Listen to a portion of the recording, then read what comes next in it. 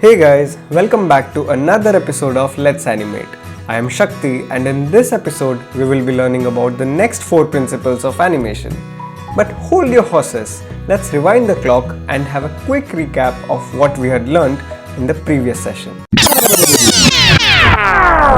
Last time we discussed a brief history of animation and the first 4 principles of animation: squash and stretch, anticipation, staging, and straight ahead and pose to pose action. So if you haven't checked it out yet, be sure to give it a watch as it sets the tone for what we are going to learn today. Enough with all of that, let's start with the interesting stuff.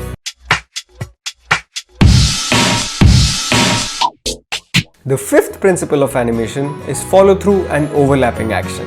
This refers to the animation that is applied to the objects that are attached to a character but do not move independently. When a character comes to the scene for the next action, it often comes to a sudden stop, but different parts of that object will stop at different rates. For example, if a character is running, the arms and legs may move at a different speed than its head. This is known as overlapping action.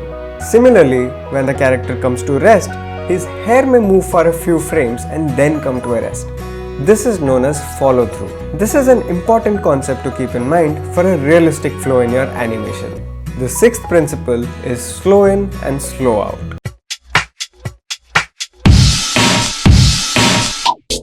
When an animator wants to amplify an action, pose, or a sequence, he will do so by adding a few frames in the beginning and at the end of the animation in order to attract the audience's attention towards it. These extra frames or drawings also attract the audience's attention towards the feeling of the animation. For example, when riding a roller coaster and the animation focuses on the part where the roller coaster reaches the top of the hill and is about to begin its descent. The 7th principle of animation is arcs.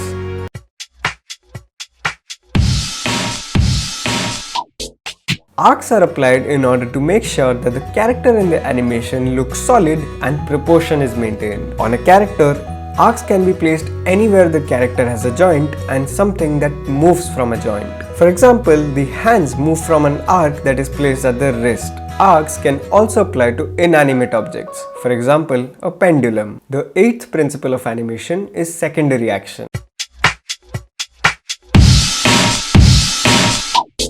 This principle deals with action that occur in addition to the primary action. For example, if your character is reading a newspaper in the morning, reading would be his primary action. If the character then has a sip of coffee from his mug, the arm movement and the sip of coffee would be his secondary action. The secondary action usually supports the primary action and helps in adding another dimension to your character or objects. Okay, that's enough learning for today. To make sure you have got it all, let's quickly go over what we have revised so far. In this session, we covered follow through and overlapping action, slow in and slow out, arcs, and secondary action. With this, the second part of the Let's Animate module is over. Next time, we are going to learn about the last 4 principles of animation and we are going to look at some really cool animations too. So be sure to tune in for that one. I'm Shakti and I'm out.